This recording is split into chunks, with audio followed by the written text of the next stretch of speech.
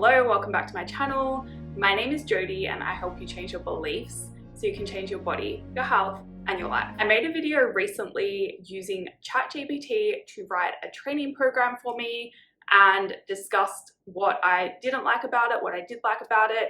This video, I thought it would be fun to now look at nutrition and use ChatGPT to write me a nutrition plan for 2 goals, because I got curious, right? So first of all, I asked it to write me a plan for muscle growth because that is my goal at the moment.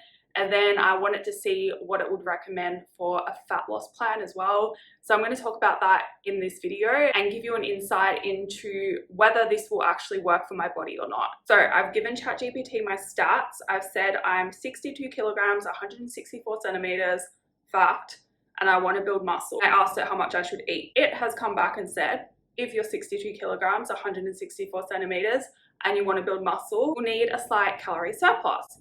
That is true, with enough protein, carbs, and fats to fuel muscle growth and recovery. That's very true.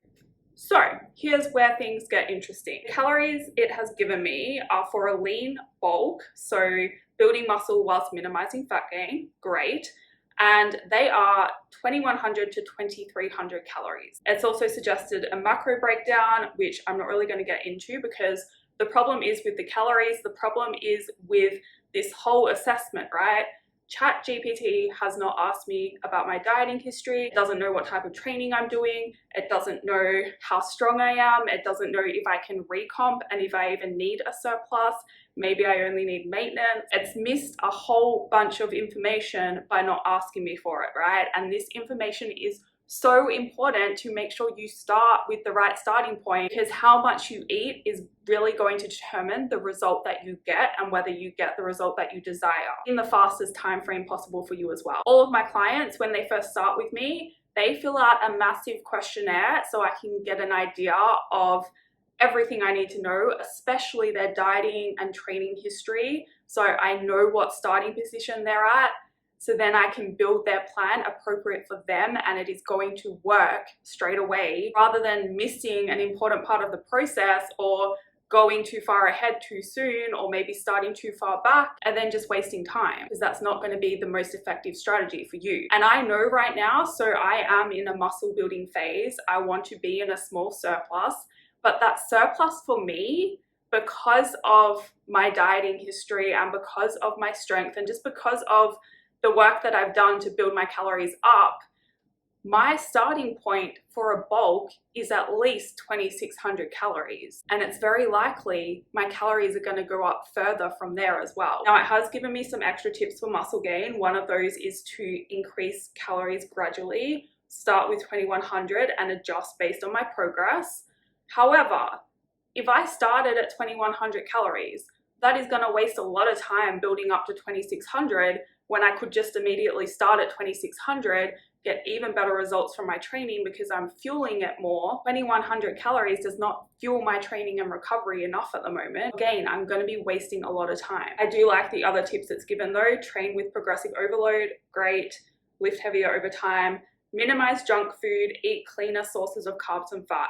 I don't really love this because I don't like referring to food as clean or dirty, because it's not. It's nutrient dense, calorie dense, including mostly nutrient dense foods with some calorie dense options is perfect. And in some cases, as my calories get higher, I'm going to need more of those calorie dense foods to help me hit them. And then it's suggested to prioritize sleep and recovery. Perfect. So that's what I think about the muscle gain plan. And then of course I wanted to see what it recommended for fat loss. So again, given at the same stats, and it has come back saying, if you are 62 kilograms, 164 centimeters, and you want to lose fat, the key is to be in a moderate calorie deficit whilst maintaining high protein to preserve muscle.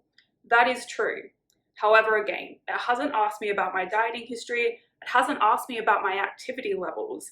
And this is really important, especially in a fat loss phase, especially when you're in a calorie deficit. And in this case, the calories that it's given me, because of my dieting history and because I'm starting from a much higher basis than what it thinks or knows because it hasn't asked, these calories are actually a huge deficit for me. So it's given me 1600 to 1800 calories, saying it's a moderate deficit.